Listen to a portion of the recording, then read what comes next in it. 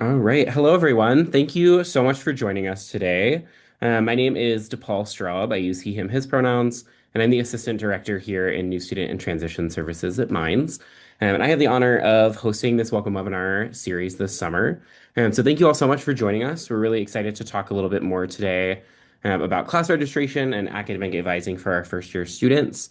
We are joined by both CASA and the Registrar's Office with lots of great information. A couple things before we get started. The two presenters will kind of present their content for a little bit, and then we will save a general kind of Q&A for the end. So please note that Q&A feature that is on your like Zoom taskbar. If you have a question at any time throughout the webinar, feel free to submit that. Please know that we do have some people in the back end that will be answering kind of some questions in chat, but then some of them we will be saving for that Q&A piece at the end. So if you do submit your question, please know that we are seeing it. But if you don't see it get answered in chat right away or within a few minutes, chances are we're probably holding that to answer that for that Q&A session. So rest assured that we do see it. But just wanted to give you all kind of that heads up. But feel free to submit questions anytime, and we will make sure that we get to those. But with that being said, I think we're going to go ahead and get started. So really quickly, I will invite Jenny and Scott to introduce themselves. Hi, everyone. My name is Jenny Gambach, and I'm an assistant director here in CASA. I've been at Mines for about 8 years this fall, and I'm just really excited to be here and to get to talk about what to expect with advising as an incoming student. I'm also joined by our associate directors, Katie and Danielle, so you may see them answering questions over in the Q&A chat. Hello, I'm Scott Heath. I am the Associate Registrar in the Registrar's Office, and I've been at Mines for just over 5 years. And yeah, looking forward to helping answer some of the questions that all of our incoming students have, and how to prepare for the semester. Awesome. All right, we'll kick it right on off. So Scott, that's all over to you. Yep. So we'll give you a quick overview of what the Registrar's Office does here at Mines. We are the office that maintains all of the student records.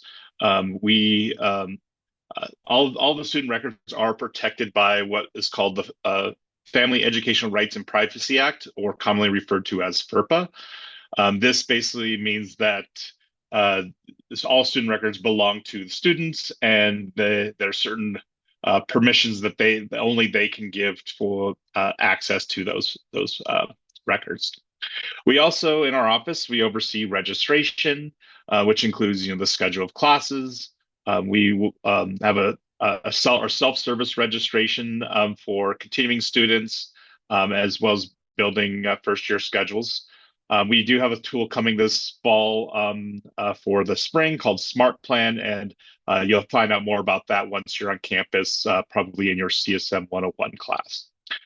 We also oversee grading, which again, part of our student records. Grades will be available at the Tuesday following your last day of finals. You'll be able to see those on your transcript and in self-service. We also oversee graduation, your degree audit, which is how to track your progress towards your degree. You can apply for graduation once you've completed 90 credits. We do encourage you to do that so that you can get all that information so that you graduate on time, and just making sure that you're meeting those progress points.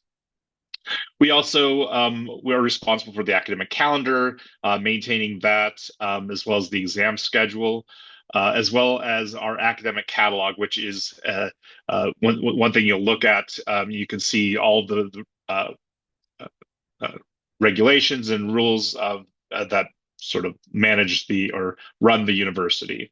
And then lastly, we oversee verifications and transcripts so if you ever need to verify that you're a student, a lot of those will go through the National Student Clearinghouse. You can also order official transcripts from Mines, and that will be offered through Parchment.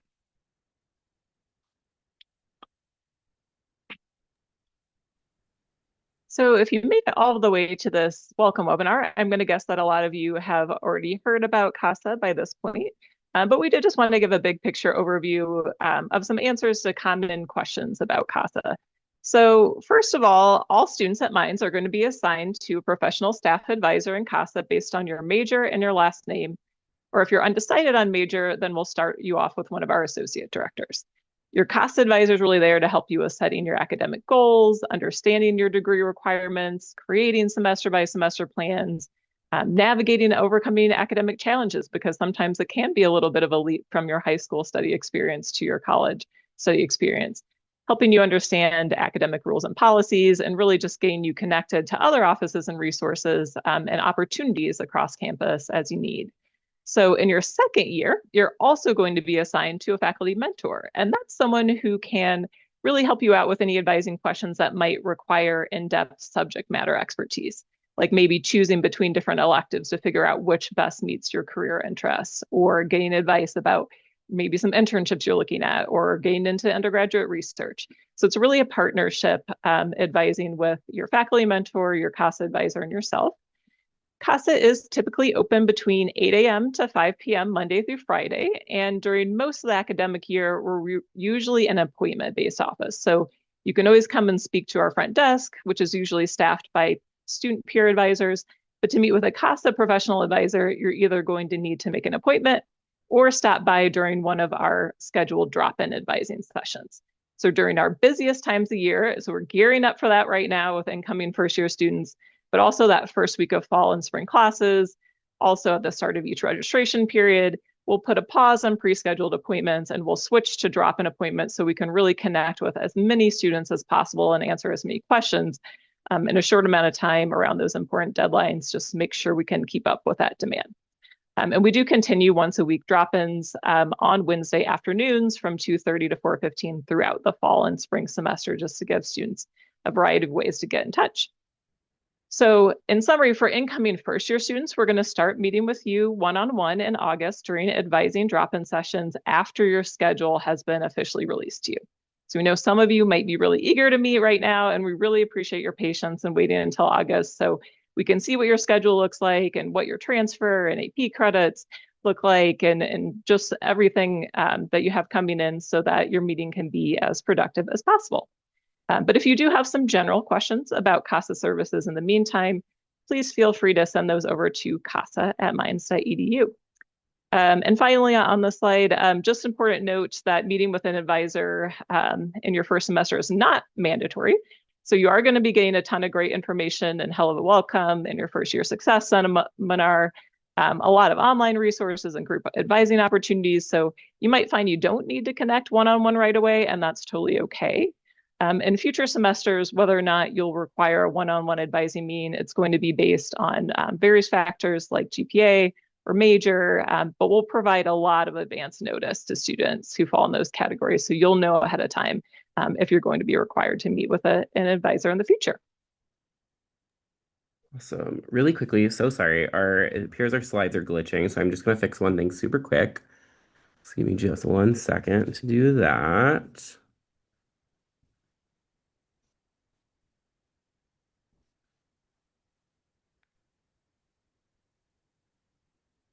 Okay, this should hopefully fix it.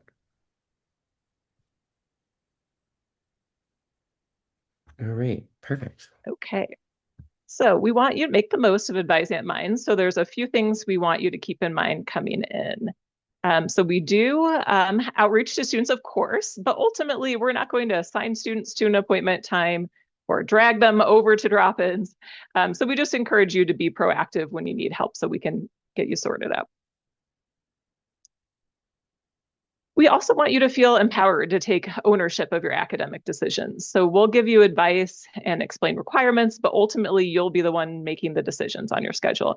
Can't tell you how many times I met with a student and maybe let's say like they're a junior interested in renewable energy. So I'm talking about all these cool options for them, maybe a bioenergy class, geothermal, and fuel cell science. And we're talking about all about these different classes and how they might fit their degree. And the student will say, okay, but which one? Which one should I take? And to that, we're always going to say that's going to be your decision to make. Of course, we love it if you come prepared, having done some research and thought up some questions. We also know there's times that you're just not going to be sure where to start and what to ask, and that's okay too. We still want to see you. In terms of using your resources, this is just a note. CASA is not a one-stop shop, so we can't answer all your financial aid or career advising or billing questions. It's just too much important detail for one person to know across all these different areas across campus. But we are really good at getting students connected to other folks on campus. So if you aren't sure where to go, usually we can help you figure that out. And thinking about using all your resources, that includes your personal support networks like your friends and family. So we do encourage you to keep your personal support networks updated on your academics and your academic life, because we in CASA can't do that for you. So like Scott was mentioning with FERPA, we really do not communicate with anyone but you, the Mind student, through your Mind's email. And finally, we just encourage you to be honest. Your advisor is going to ask you, how are things going? Or did you understand what I just explained? And it can be hard to be vulnerable, to say that classes maybe aren't going the way you expected, but the more honest you can be in your responses, the more that we can help you.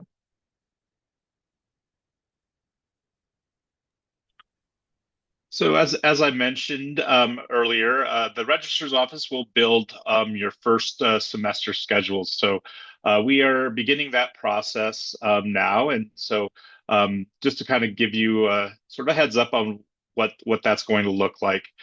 So we're going to be building those schedules based on the admission surveys that you filled out. We'll be looking at your AP scores, IB, transfer credits, and then any other extracurricular groups that you may be a part of that we're aware of. All the students that are coming in will be enrolled in a full-time in degree applicable coursework. So that's going to be between 12 to 19 credits for your first semester. We'll usually try to aim towards the lower end of that for your first semester as you come in and kind of get adjusted to college, but you may see more depending on kind of where you're at in your curriculum. Your final schedule will be available by mid-August. I'd avoid reaching out before those are done. You may see those in self-service over the next few weeks. And just know that those aren't necessarily the final schedules. We are creating all these schedules. It's like putting a puzzle together. And so we have to try different pieces in different places. And so what you may see next week may be different than what you see in 3 weeks. So I would encourage you to kind of hold off on reviewing those until we get you the notification that they're ready. If you do want to make a change or to what we build for you, we do encourage you to reach out to a counselor if you need that help. But again, that won't necessarily be required, and each person will have to decide that for themselves of what they need. Things that you may need to know if you do make those changes is how to submit an override request. And so that's if you are missing prerequisites or if there's a time conflict with the course, those types of things that might prevent registration. You can request submit a registration action form in Trailhead to kind of overcome whatever registration error you're getting.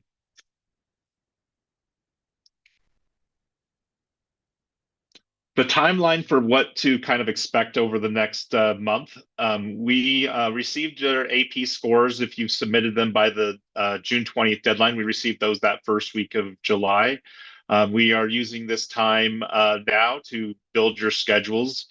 We anticipate kind of finishing up around the 11th of August, which is when we'll reach out to the students, to all of you, to let you know this is what you have so far, and then you can make changes if you want to add classes or change your schedule around. That week following is when you'll be available for Hell of a Welcome. The first day of classes will start August 25th, and then the last day to add or drop any classes, make any changes for the fall semester will be September 3rd. After September 3rd, that's when all those courses will be, if you decide to drop a class after that, it'd be considered a withdrawal and it will show up on your transcript. So as Scott mentioned, the registrar is going to be working on building and fine-tuning your schedules into that first week of August. So on CASA's side, we have a lot of information for first-year students on our website, and you're more than welcome to check that out while you're waiting for your schedule to be built. As we approach the week that schedules will be released, we're going to invite you to a Canvas site. So that's Canvas is our learning management system at Mind. So that's what all your instructors are going to use to publish course materials, collect assignments, and so on. And we have a Canvas site designed specifically for incoming students. So that site is going to give you detailed step-by-step instructions on how to review your schedule, how to understand your curriculum, and examples of when you might need to change your schedule versus when you should probably stay put with things. It just answers to lots of FAQs about registration scheduling, including short videos on how to make certain schedule changes on your own, like maybe like adding like a 1 credit marching band class, for example. So now if you're thinking you might need to make more significant changes to your schedule, like dropping a class entirely once you see your schedule, that's when we really encourage you to connect with a CASA advisor, ideally before taking any action. The curriculum for most majors at Mines tends to be very sequential. So we just don't want you to drop out on anything that ends up being an important prereq for other classes you'll need. And also classes tend to be pretty full. So we don't want students to accidentally or even purposely drop a class and then having trouble getting back to a full credit load. So with that week of August 16th, when Hell of a Welcome Week, starting with that move-in day, that's when you're going to be able to start connecting one-on-one live with an advisor if you need to. So we'll have about 25 hours of drop-in that week, and those will continue through that first week of class. And we really appreciate your patience if you encounter a wait at drop-ins. They do tend to be pretty busy, but I personally think it's very well worth your wait if you do have something in your fall schedule that you have a question about and need some support with. The exact hours and locations for our drop-ins are going to be given to you in your Hell of a Welcome schedule from Nest. We'll also be emailing them and posting them in the Canvas site I mentioned, so they should be very well publicized so folks know where to find us. Then if you do have more in-depth advising questions that aren't as time sensitive to your fall schedule, so things like minors, double majors, maybe study abroad, combined graduate program study, and so on, we ask that you wait for those until September, because those tend to be a little bit longer conversations. So we want to give those the time that they deserve. And you'll start to see advisor availability for pre-scheduled appointments open up in September.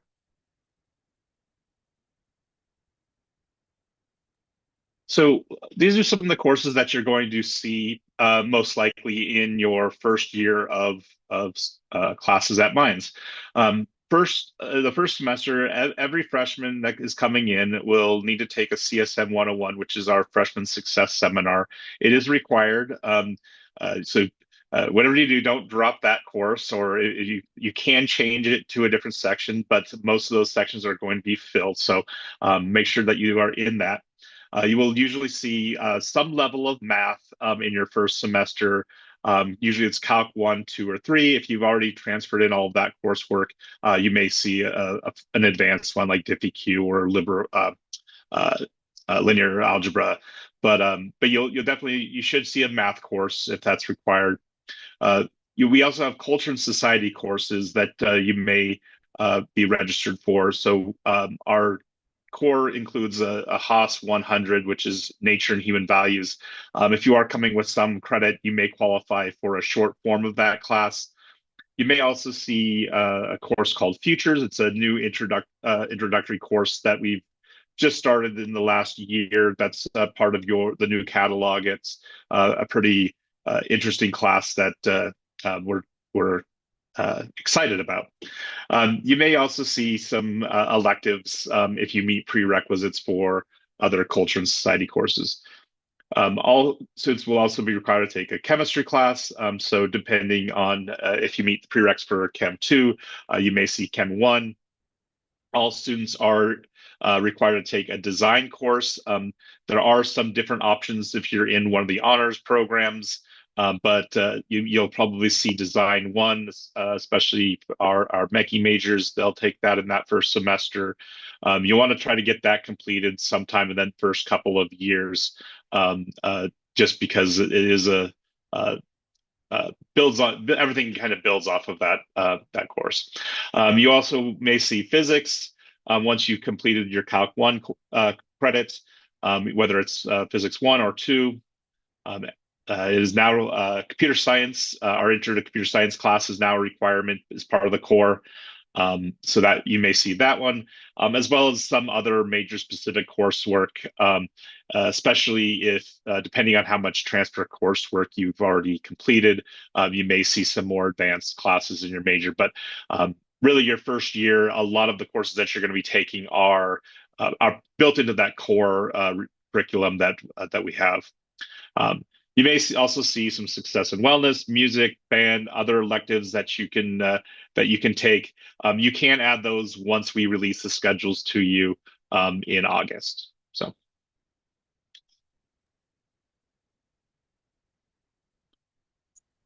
Okay, so what could a potential schedule look like? So classes do start potentially at 8 a.m. at mine, so it's not uncommon for first year students to have an 8 a.m. class. And we also hold classes all the way into the evening hours. So having a regular class at, say, 4 p.m. or maybe even 5 p.m. is not out of the question either. We do encourage students to keep the class times they're given versus trying to do a lot of switch swapping of class times, unless there's an urgent need. This is, I know, people are going to come in with an idea of what they think might work for them, but this is the first time most of you will be experiencing what a college course schedule feels like. So you might be surprised by what work or what doesn't work for you. So we encourage students to try to keep an open mind, test things out with what you're given. And it's really going to give you some good insight for when you get to register yourself for spring classes. So this is the 15 credit schedule we're looking at right here. You'll notice that the schedule has some gaps in it, and occasionally we'll have a students wonder, should I be adding more classes? But this is just in class time. We want you to remember that. So we want you to be thinking holistically about how you're spending your time. So let's go to the next slide here. So one of my student workers actually recently updated this for us based on what he knows of himself and his peers. And it's really just to show you your time at Mines is so much more than your time in class, right? So you, of course, need to build in time for homework and studying and maybe attending office hours, maybe tutoring. But beyond that, you're going to need time for friends, for clubs and campus events, for paid employment, for eating and socializing, maybe going to the gym or meditating or hobbies that keep you healthy, both physically and mentally. And of course, sleep, very critical. So we know that not every Mind student is going to make this detailed of a schedule for themselves, but we do really encourage you to think about how you're going to use your time and to really purposely try to build in some structure for yourself right away, especially in terms of blocking out some regular study times.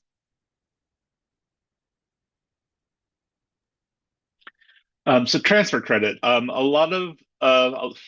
A lot of students that come into Mines are coming in with uh, some sort of credit, whether it was dual enrollment in high school, whether it's they took classes at a local community college, AP, IB. So so just know that we are taking all those into consideration when building your schedules. If you haven't, you'll want to make sure that you do submit all of your final scores, your final transcripts, once those have official grades.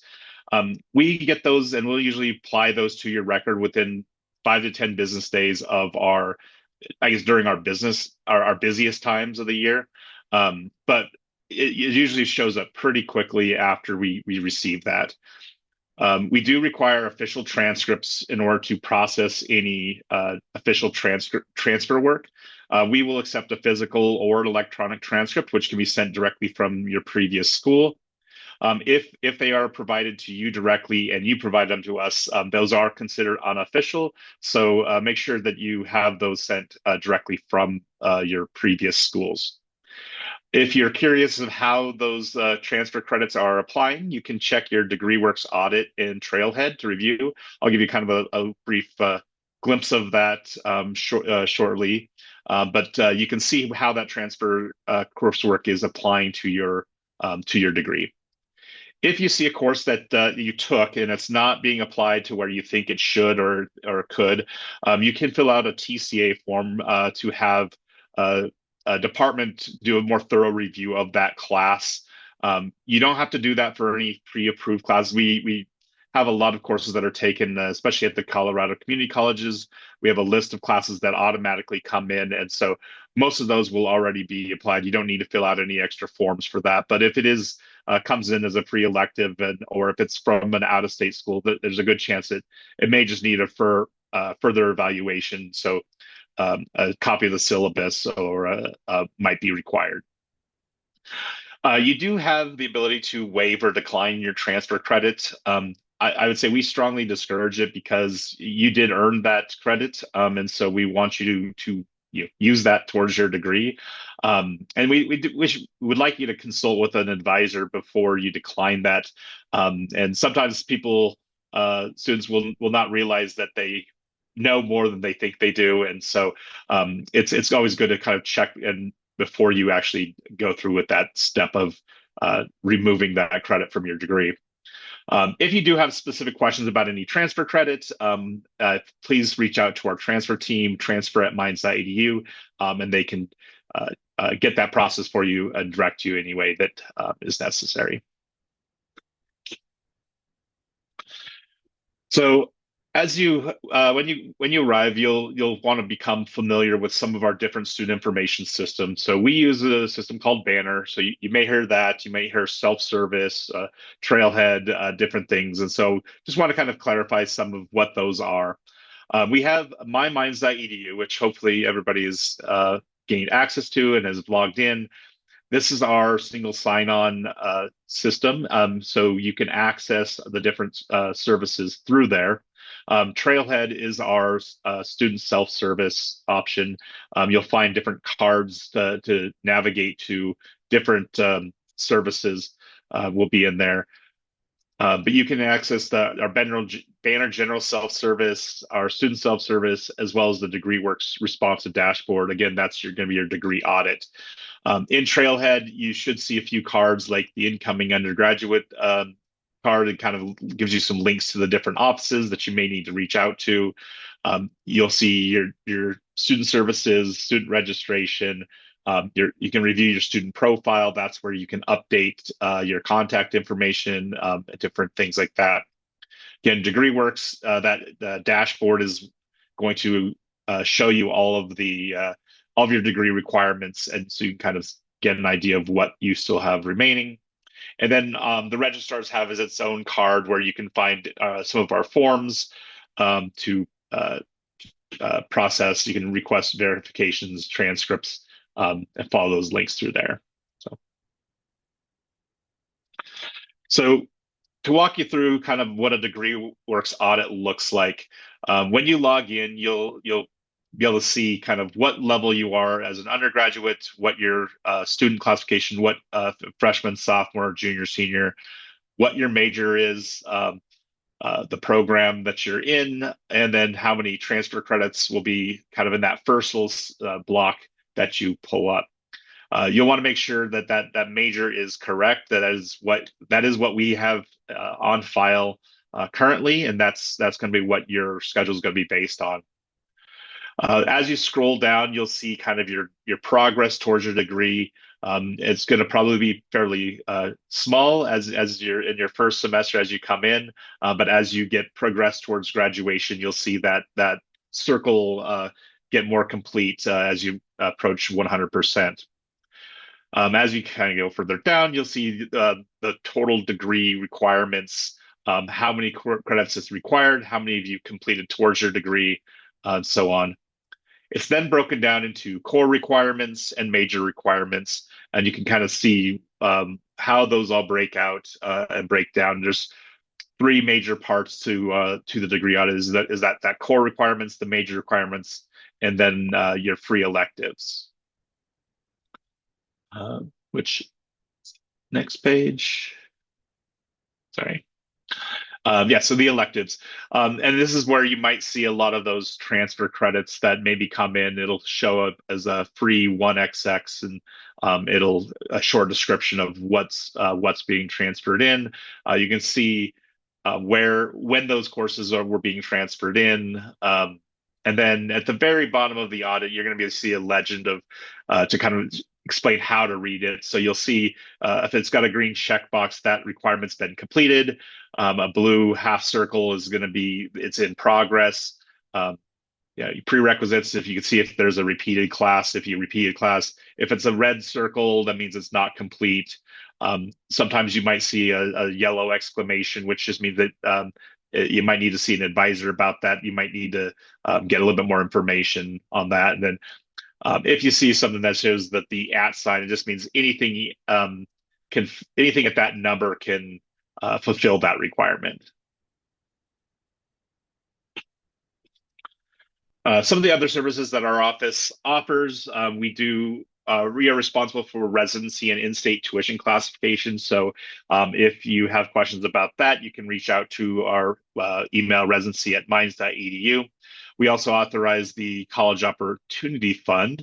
Now, as a student, if you are paying in-state tuition, you must authorize that with the state and school. We have so once you authorize it with the state on their website, you can go into this card in Trailhead to review your COF details and then authorize the school to collect that funds for you. We also oversee our VA educational benefits, including tuition assistance. If you have questions about that, you can visit our Minds.edu veterans webpage. Students receiving benefits will need to submit a request form each semester that they want to use their benefits. If you have any questions, reach out to our veterans at Minds.edu address as well.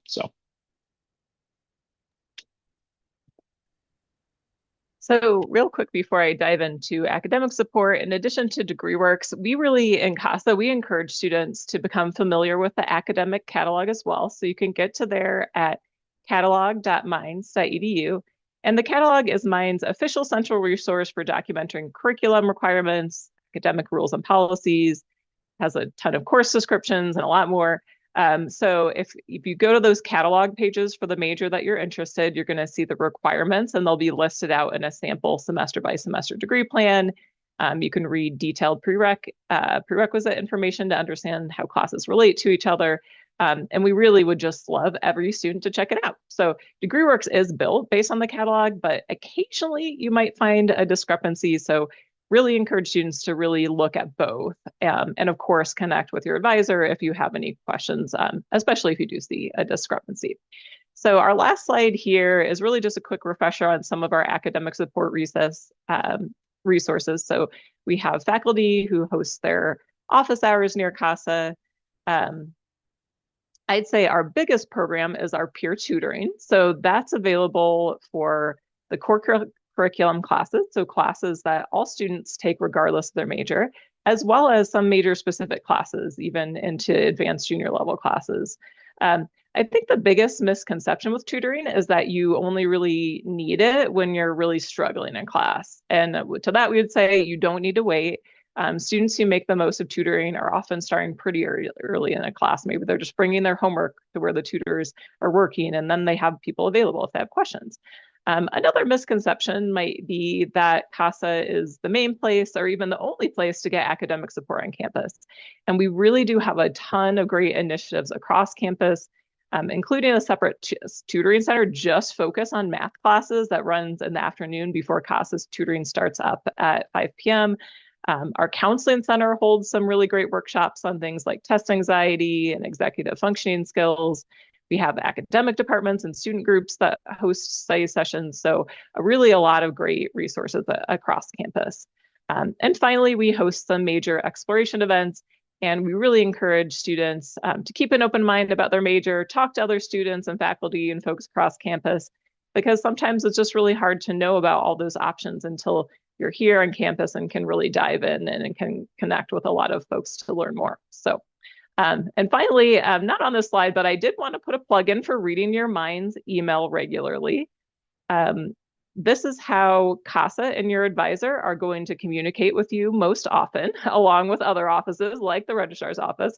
So we really encourage you to read that email and check out the Daily Blast, which is Minds' daily email digest for events and announcements. And that's where you're going to find out about a lot of cool opportunities that might not be publicized in other places. So on behalf of all advisors, please read your email.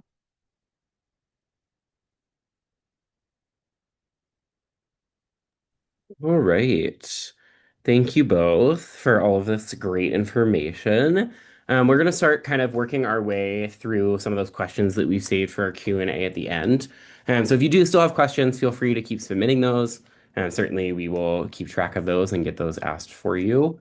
But I'm going to start out with one. I think really this could go for either of you, but and I think I might know the answer, but somebody had said that their high school counselor had told them they're coming in as a freshman despite dual enrollment and taking fully college courses and getting their associate's degree, but their degree check shows as a junior. Like, is that correct? Like, what should that show up as? Is that a specific situation that they should reach out about? What's kind of the best approach there? Yeah, I can answer that. So, your class standing is going to be determined based on the number of credits you have completed. So, a freshman is typically considered anybody between 0 and 30 completed credits. 31 to 60 is sophomore, 61 to 90 is a junior, and then 91 and above would be considered a senior. Now, even though you have that number of credits that have been completed, that may not necessarily mean you're I guess a junior in terms of closeness to graduating. So you still would need to meet all those things, but you would be considered a junior in terms of classification. So I just to tag on to that. So when you work with your advisor, they can help you kind of walk through your curriculum and help you develop that semester by semester plan. So we do see students come in with a lot of credit that ends up going more towards elective, free elective, and they might be able to graduate a little bit early, but typically a first year with junior credits still is going to be considered a first year for things like still needing to take CSM 101 and participate in a lot of our first year activities and build your curriculum from there.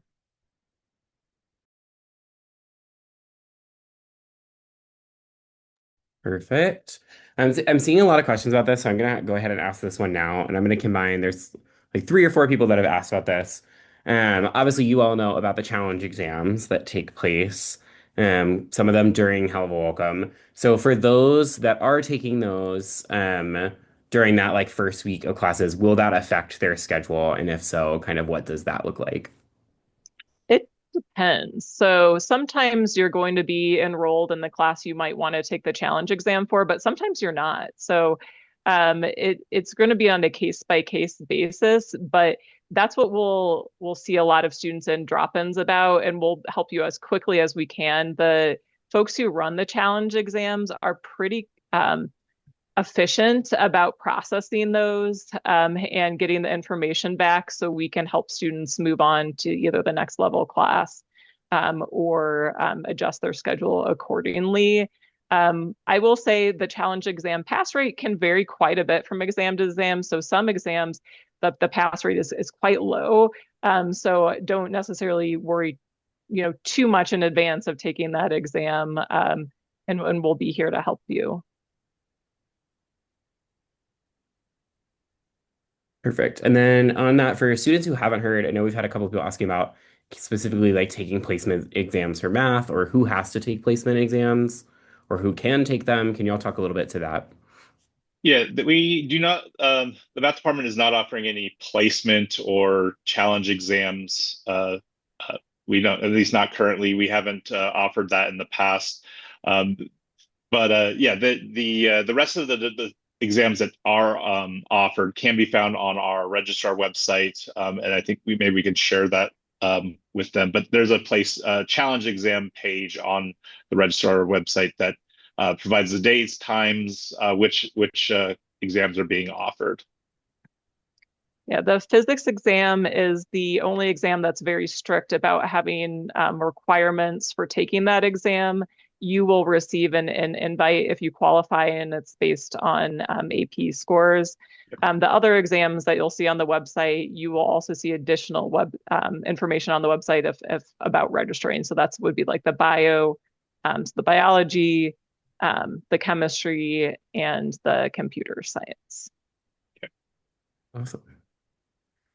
All right. So taking a look at this is kind of again just kind of more of a general question, but if you all could touch one more time on like, is there a way for students to kind of influence their course load? Kind of, I imagine that is also like coming in. And just clarifying that piece of like, do students as of right now need to do anything for that first semester course load? Yeah, there's nothing that any students need to do at this point. We There were some questions on the registration survey that will be used to help develop that first semester schedule.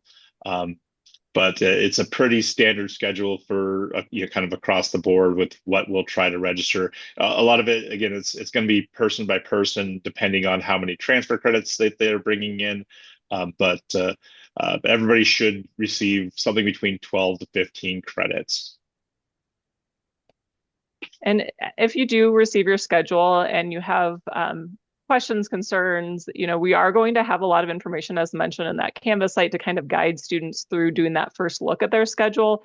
But that's honestly, that's what we're here for. That's our bread and butter for those drop-ins during Helva Welcome Week is really helping you sort that out and drop a class if needed, or add a class if needed, or switch a class. So we'll be there to help students through that during that week before classes start, as well as that, beyond into when classes have started.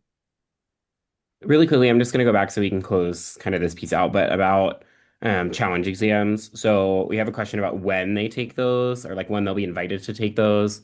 And then also if you still have to take the challenge exam, if you pass the AP test with a certain score that qualifies for you to kind of get out of that and degree work shows that it like transfers.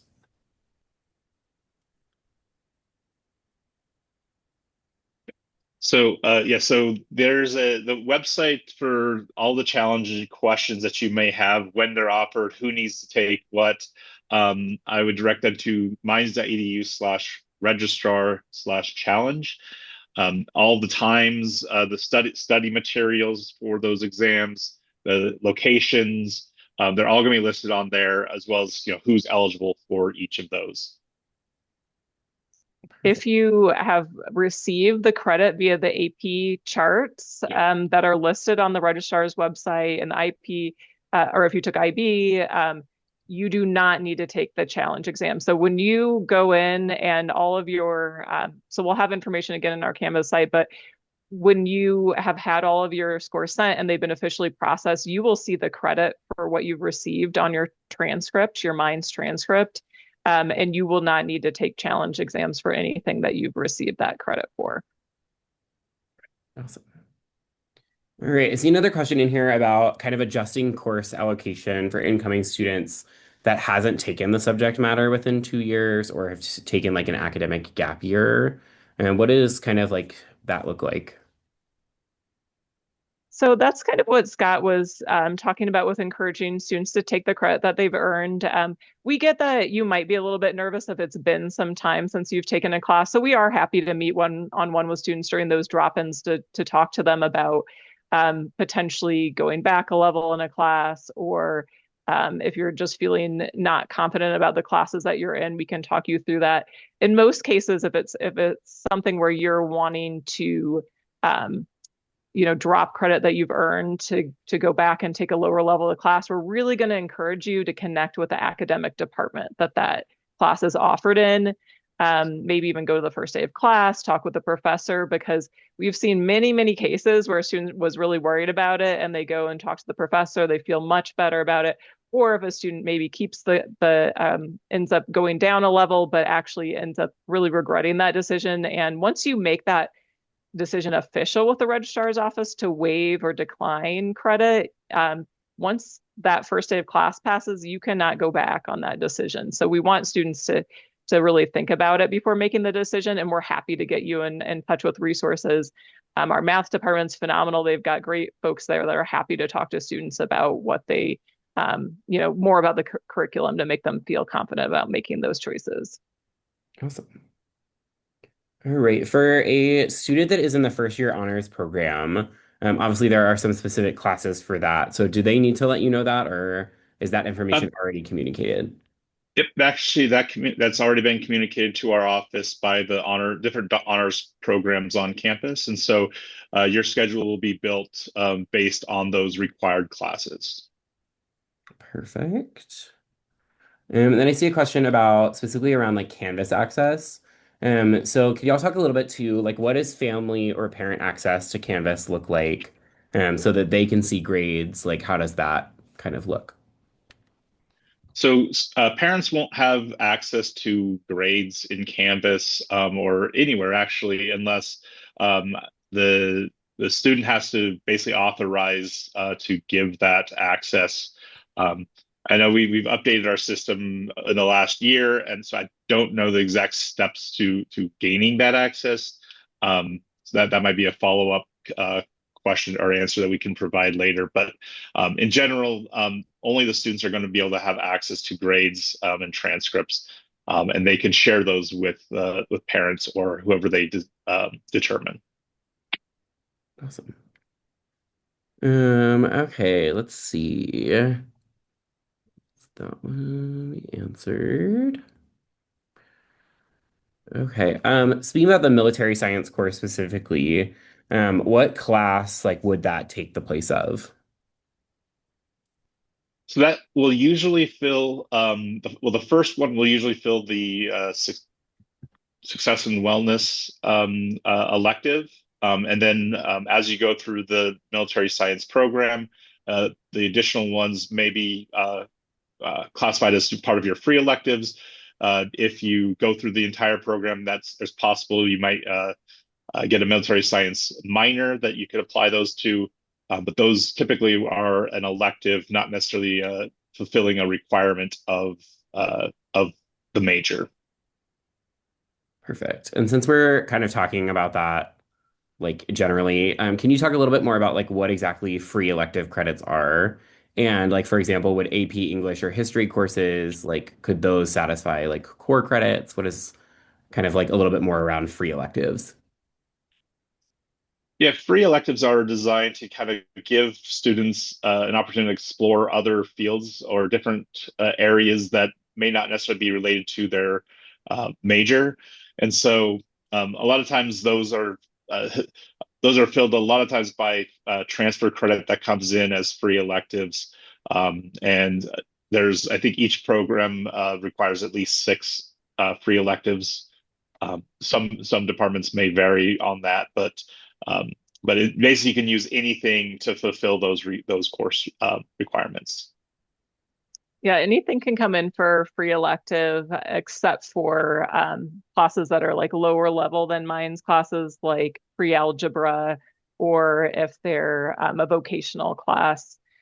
So there's a lot that can come in for those free electives, and that's where when Scott was showing your degree works audit, that's where you could go in and see how transfer credit you might have received is applying to your degree, and you'll be able to see right there if your free electives have been fulfilled for things like AP scores in history and fine arts and social sciences and other liberal arts.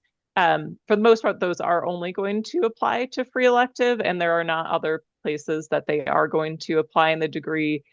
There are some maybe brief exceptions to that. For example, when Scott said you could get partial credit for our Haas 100 nature and human values requirement.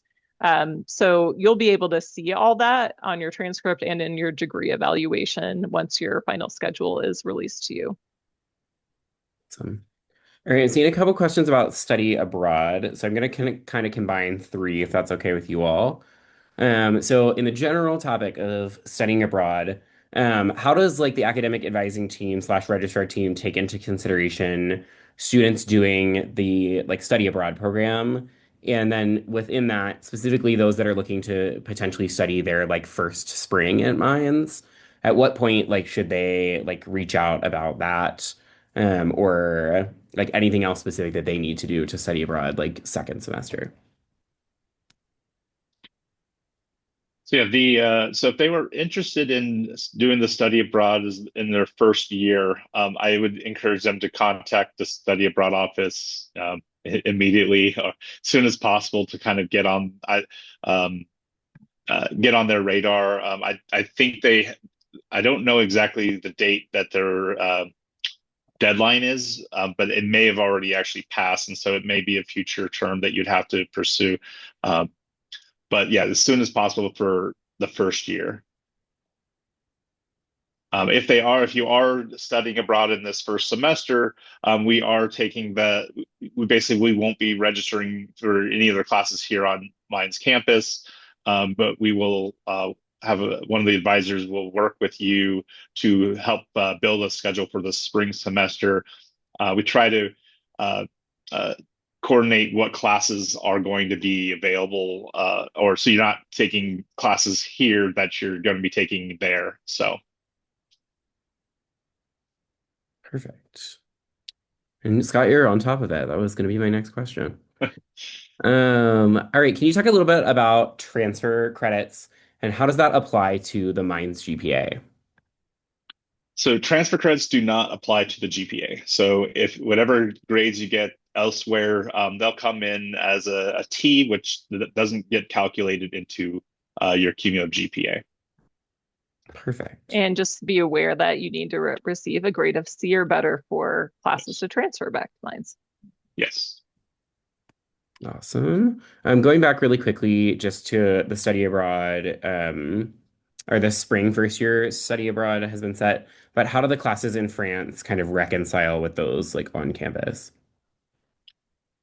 So the courses that you'll take abroad have been sort of pre-approved by within the study abroad office to come in to count towards those courses. And I think each student may be taking different courses, and so they may apply differently. But typically, those are I believe that those are mostly the Haas courses or a calculus like some of those early courses in the core.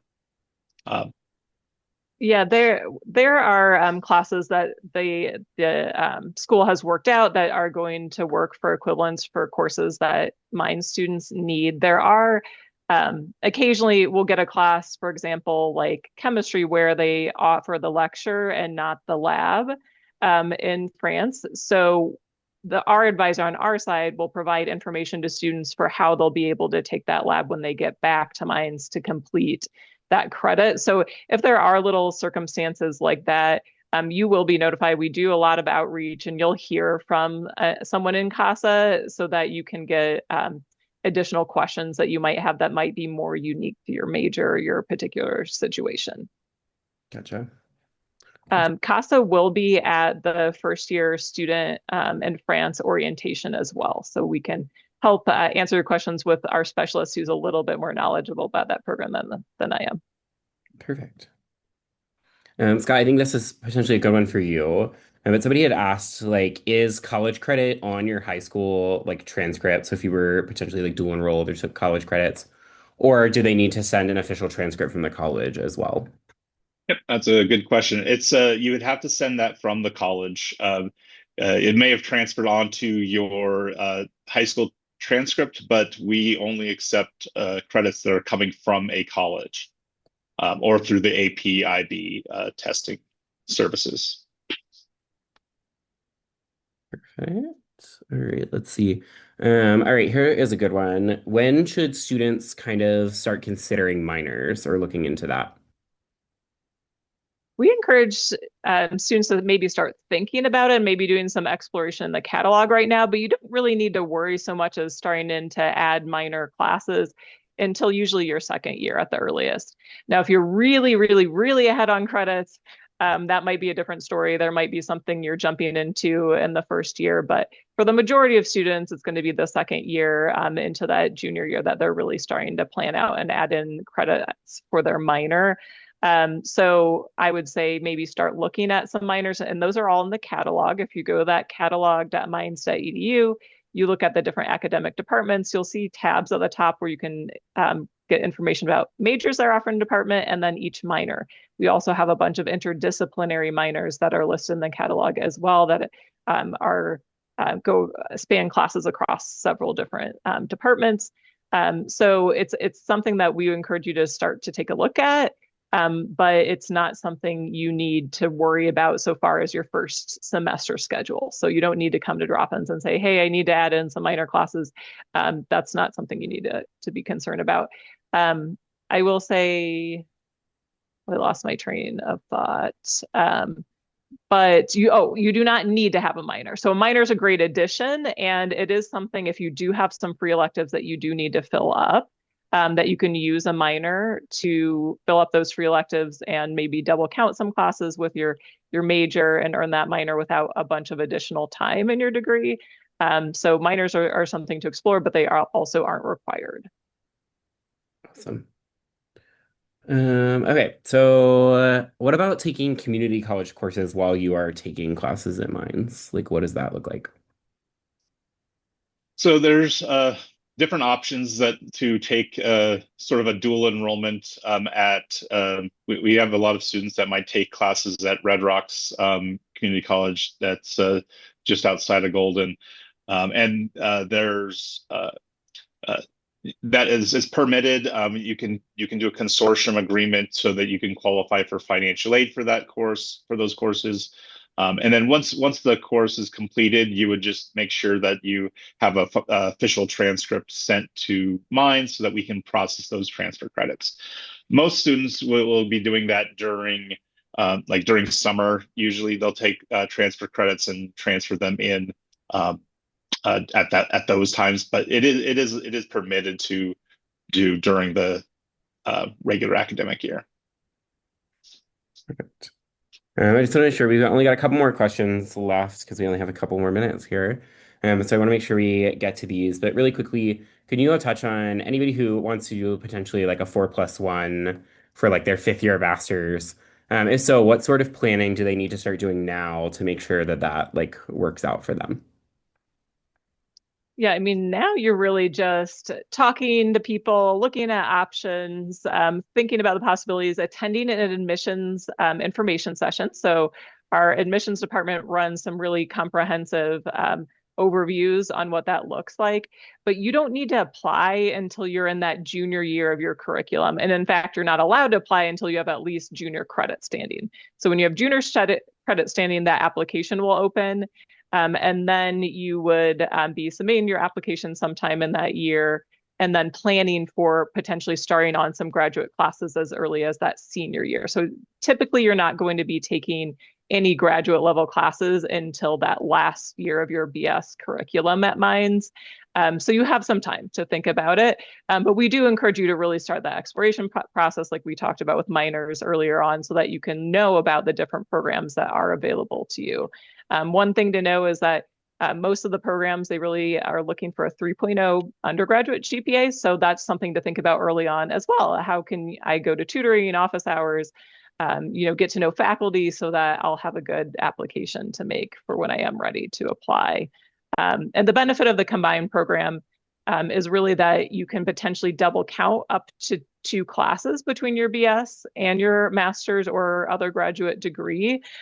So that's something you do want to work with your advisor to plan for, but again, not something you need to worry about this first year. That's really something that we start to talk to students about at the end of their sophomore year and into their junior year.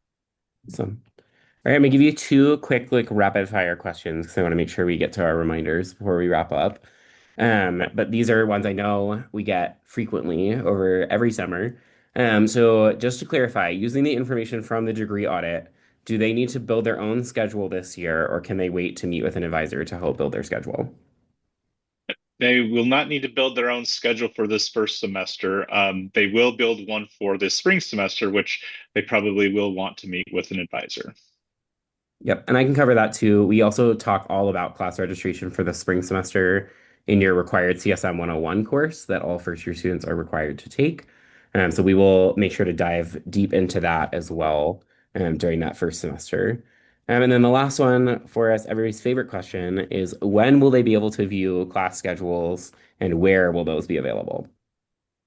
Yes, they may be able to see them earlier, but I would say don't look at your schedule until around August 11th that week.